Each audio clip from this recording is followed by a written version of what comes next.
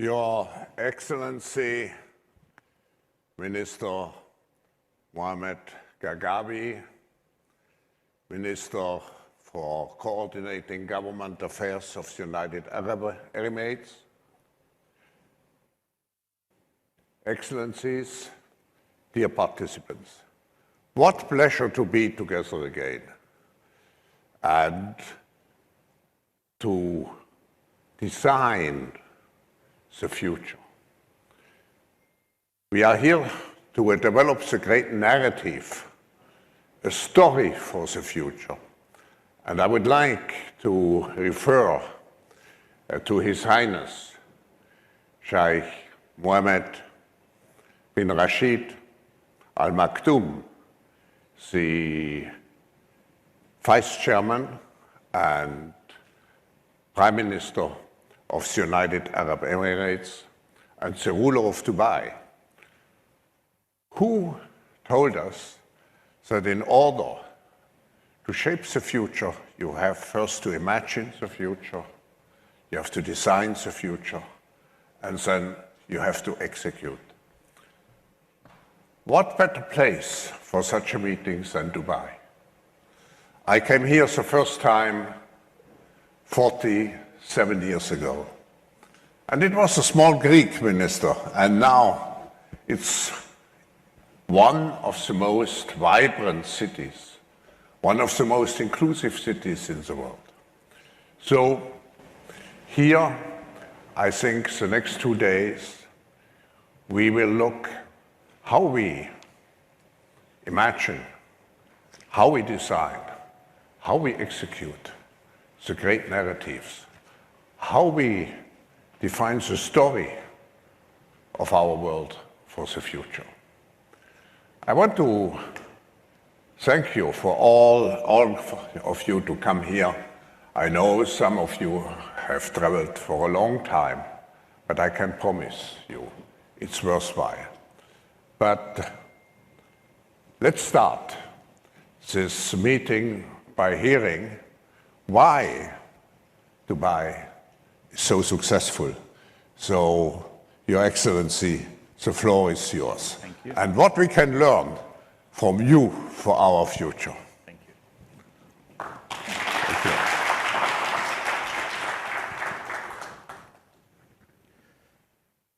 Good morning, Professor Klaus Schwab, ladies and gentlemen.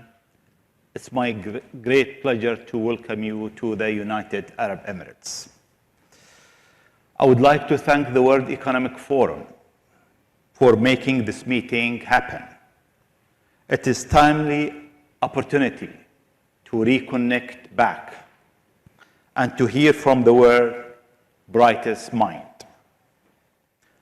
The world has gone through a very difficult time in the past couple of months. People are looking for a way for a great transformation. We need, as a world, a new blueprint. In fact, a new great narrative. We need a new great narrative because we live in the world where the richest 1% have more than double the wealth of 7 billion people. While almost half of the world population lives under $6 a day. We need a new great narrative because the last 7 years were the warmest on record. We cannot afford to waste more time on inaction or denial about the climate change. We need a new great narrative because the world has been through one of the largest economic downturn in its history. And we need a new great narrative because our digital world will be as important as the physical one. Already there are more connected devices than people in the world. And by 2025, there will be 5 times more devices than people in this planet. We need a new great narrative because it will inspire both hope and action. And government, first and foremost, are in the business of installing hope, a business that touches 7.8 billion people who strive for a better future. It is time to imagine what role government should play to enable this new great narrative. As you know, global challenge require global solution. A whole of government approach is simply not enough. We need a whole of society and a whole of humanity approach. Professor Klaus Schwab, ladies and gentlemen, collectively, we are the author of this new chapter. We cannot be passive and reactive. As Klaus mentioned, His Highness quote, "The future belongs to those who can imagine it, design it, and implement it." We are here in the Emirates to examine the possible scenario ahead of us.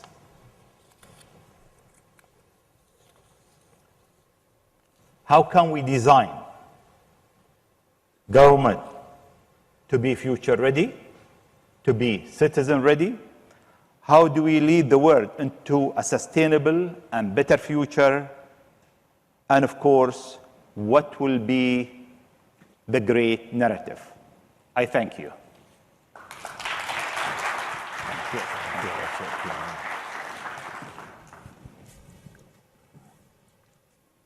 Your Excellency, when we look at the world today, we see difficulties actually to shape the future.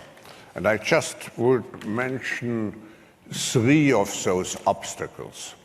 The first one is certainly the fact that maybe also caused by the pandemic, people have become much more self-centered and to a certain extent egoistic.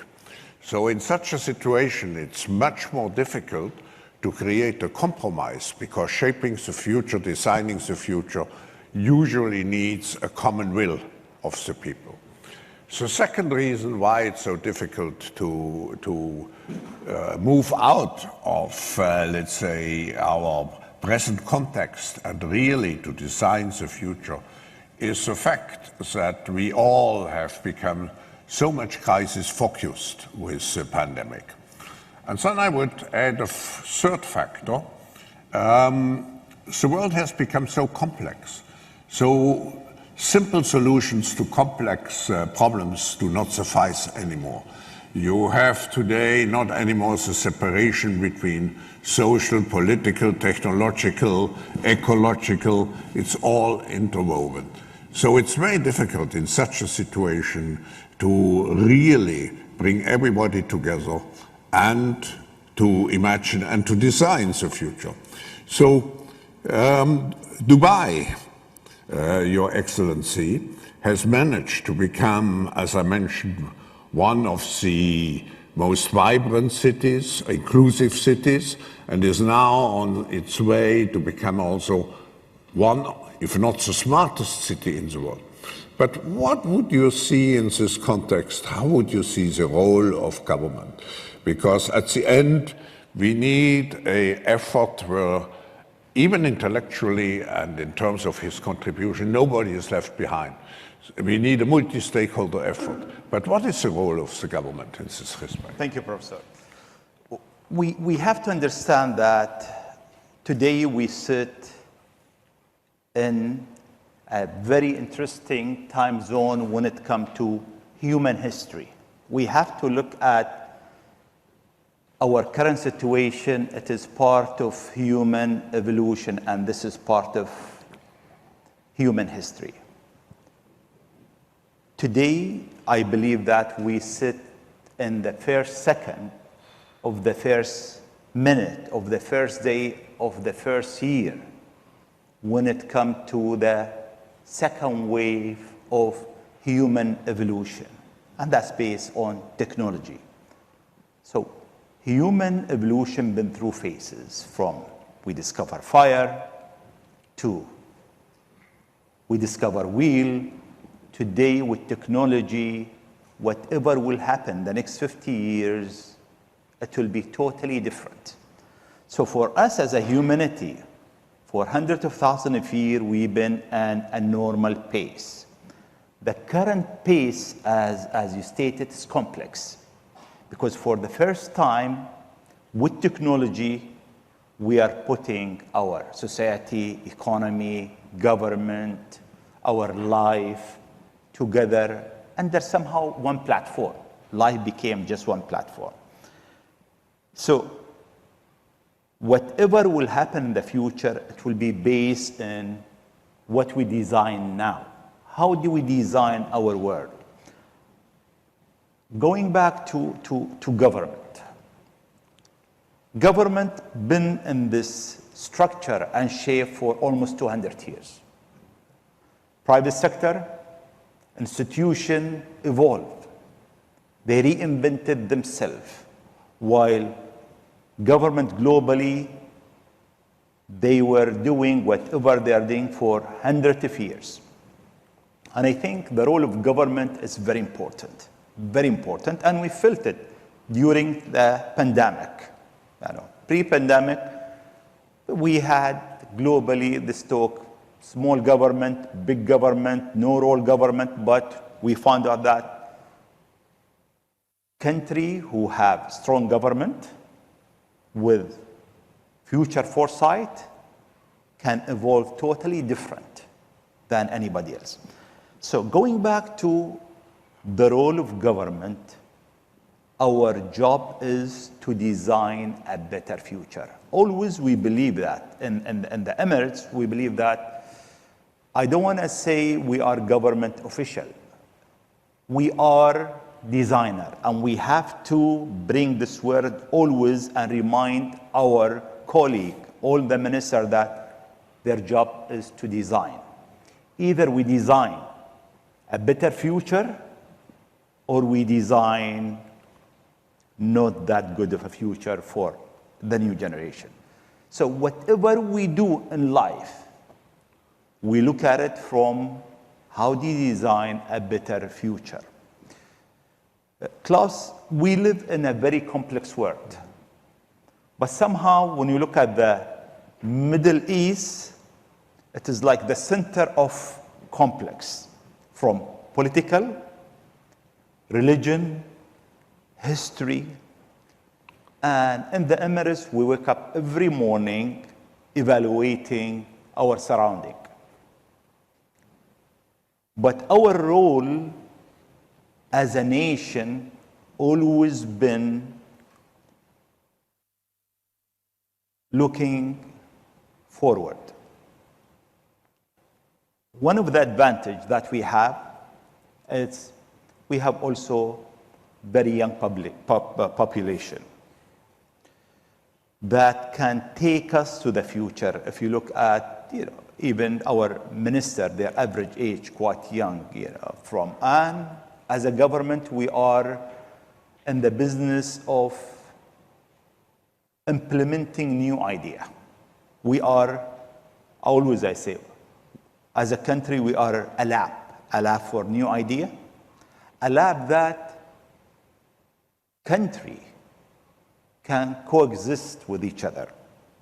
But also not that, but how do you bring 200 nationality, all the religion of the world, in the heart of the Middle East, and people lives in peace and harmony without any social or religious or ethnic issue.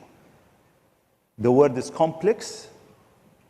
The example that I gave is our job as designer in the government is to bring people and humanity together. This is the future. And how do you utilize technology for a better improvement of our region and our world.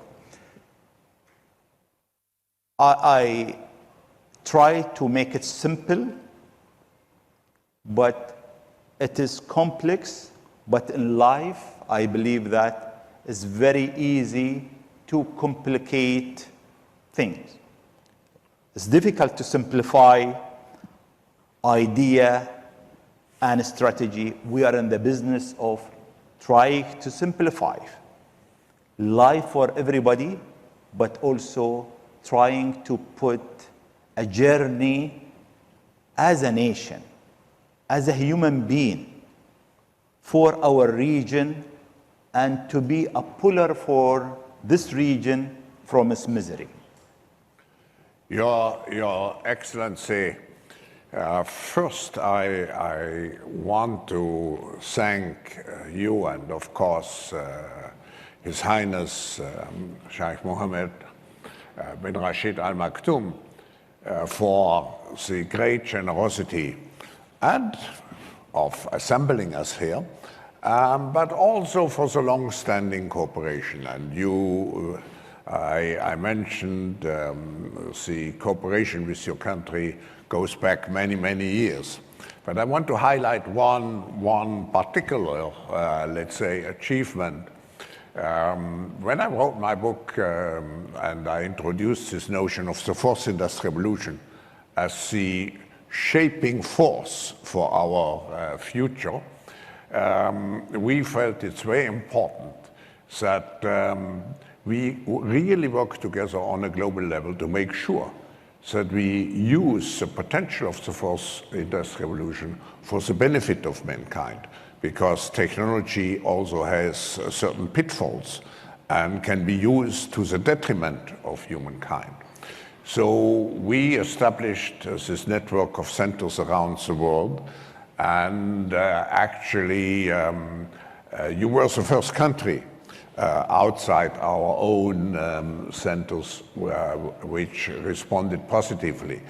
And I would like to thank the Minister for the great cooperation we have here with our Center for the Fourth Industrial Revolution. And I'm also very happy that we have here assembled economists, sociologists, but also representatives, scientists, who can really enlighten us about all those new technologies. Now, this brings me to the point of the Expo. I think the Expo is a very great demonstration to get also the people to understand the possibility, first to celebrate the history of the past and the achievements of the past, but also to show the people what technology can do, and to alert the people what challenges we have in our world. I just remember my own visit in Expo 2 days ago, how you make sure that everybody understands, among many other things, the problem of pollution of our oceans by plastics. So what significance has the Expo for you in this context of shaping the narrative, I would say the story for our future? Thank you, Professor. It's good that you've seen the nation from 1974, as you stated, that was your first visit. By the way, after 20 days, we'll celebrate our 50th anniversary as a country. Born on 2nd of July, 1971. As a nation, it's been a tremendous journey. We started from almost nothing in this country. No highway, no university, female enrollment I mean, when the country was founded in 1971, they were looking for university graduate to appoint as government official. The whole country has only 40 university graduate. and female were just handful. Today we have the highest enrollment of female from high school to university, the highest in the world. So we started from there. Today we're celebrating over 192 countries and the Dubai Expo. Expo, it is a celebration of humanity. This is the way we need. Expo is a celebration of human innovation. Expo, it is country, yes, they can work together. The importance of Expo, Professor Klaus, is the timing also of the Expo. This is the new reset for the world after the pandemic. This is how we celebrate that. We are winning this war against the pandemic collectively as 192 nations. The importance of Expo, this is the largest Expo gathering ever in the history of Expo. And this is, I believe, that the best Expo ever. But the importance of this Expo, it happened when the world trying to get out of one of the largest pandemic that human race is facing. So collectively, this it's taking me to a question that I want to ask you, Professor, is how do you see the future global collaboration? I mean, you've been connecting everybody since early 70s. How do you see? Hopefully in optimistic terms. No, if we look back, and I just come for a moment back to the story of Dubai, we have a tendency to look at all our challenges at the moment and to be overwhelmed. We know the world should be more resilient. We have learned the lesson how, let's say, little we were prepared for a pandemic, but there are other risks we potentially have to face. We know the world is not inclusive enough. We know the world is not sustainable enough. And the world is not collaborative enough. But I always tell myself, looking back, we have the pleasure and honor to celebrate both the 50th anniversary. And when I see people looking with a lot of pessimism to the future, for example, the lack of, as Your Excellency just hinted at, the lack of global cooperation, we should not forget what progress we have made in the last 50 years. It's not only Dubai. Dubai is a certain symbol for the progress made. But just think of how much more sophisticated are, what much more capabilities we have with all the new communication devices. If we look at, I remember 50 years ago, if we would have assembled here, one of the biggest challenges would have been the analphabetism in the world. Today, of course, we still have it, but so much progress has been made.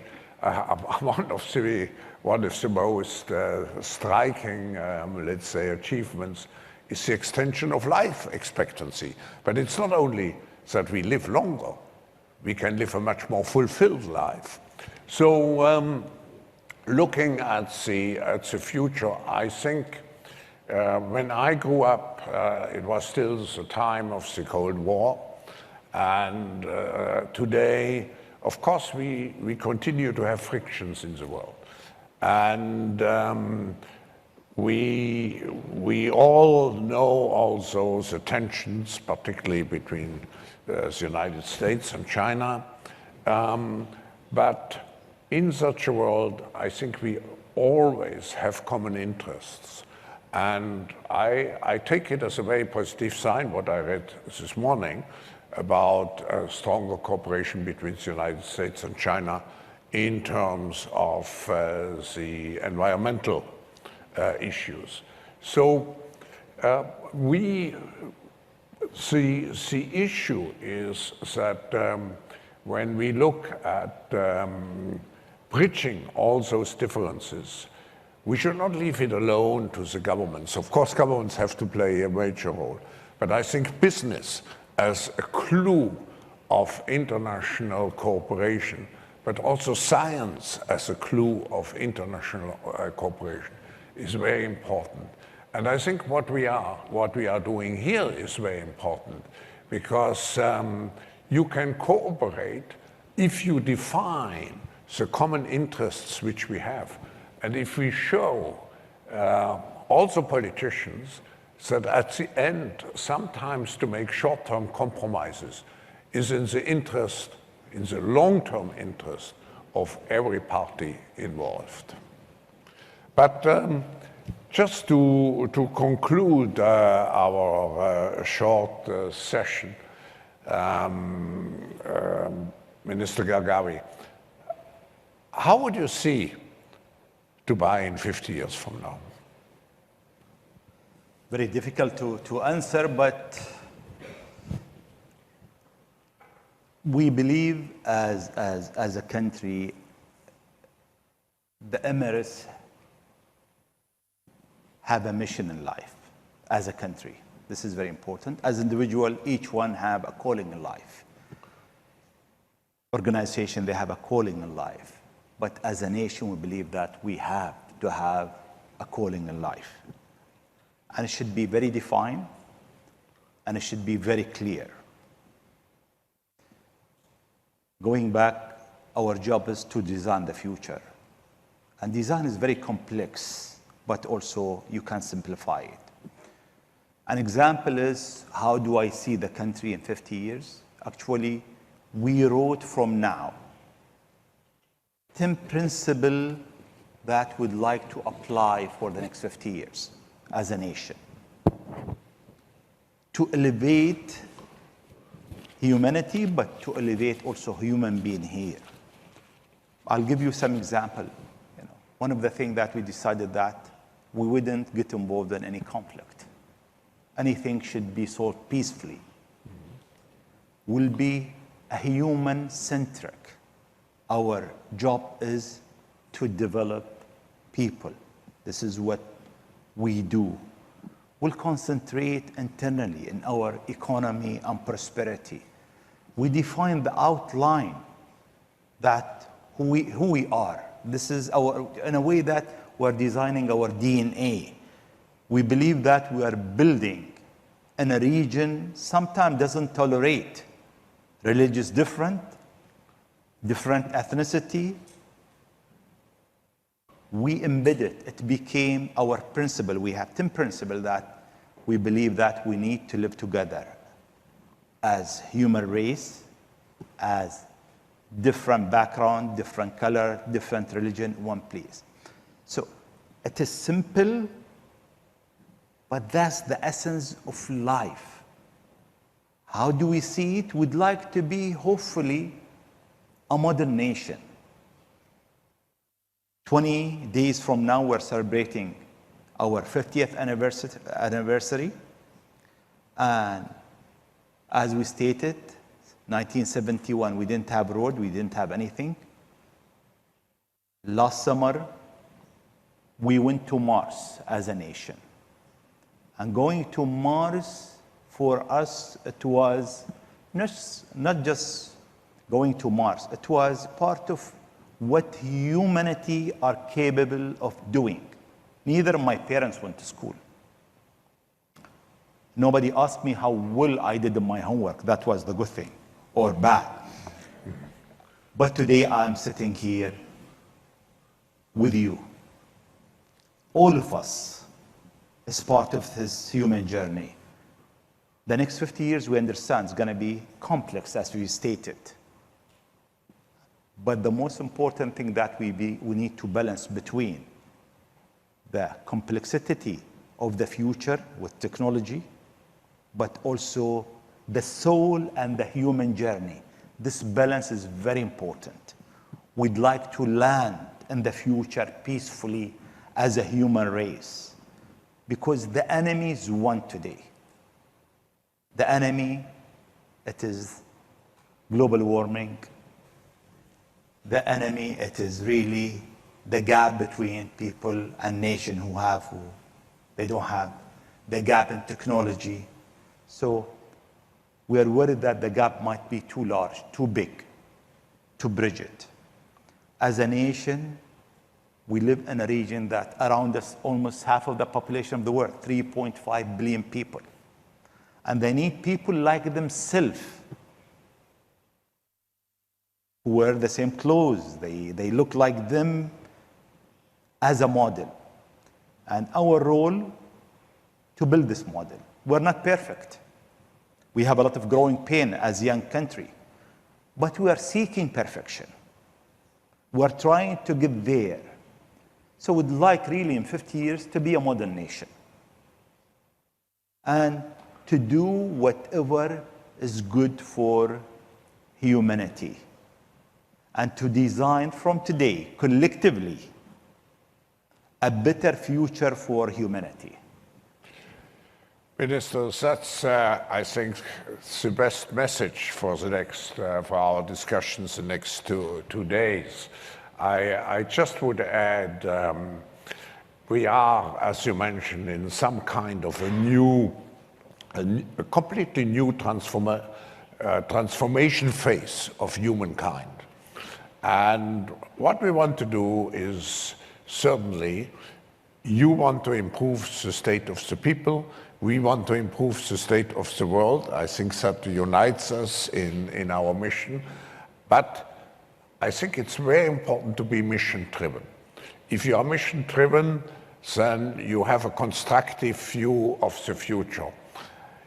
If you lack this mission, then I think you have the tendency to fall down in pessimism, in let's say, disputes and so on and so on. So let's use our positive energy really to create a great narrative for humankind for the next, in the next 2 days. And I can promise you, with the help of our partner, the United Arab Emirates and Dubai, and with what we have in mind to give great publicity to what we are doing, particularly also at the forthcoming Davos meeting. Let's hope we have an impact, a positive impact on the future of our common humanity. Thank you again, and thank you for the great cooperation. Thank you, Minister. Thank you for the great support we have, and I wish you all a very good meeting.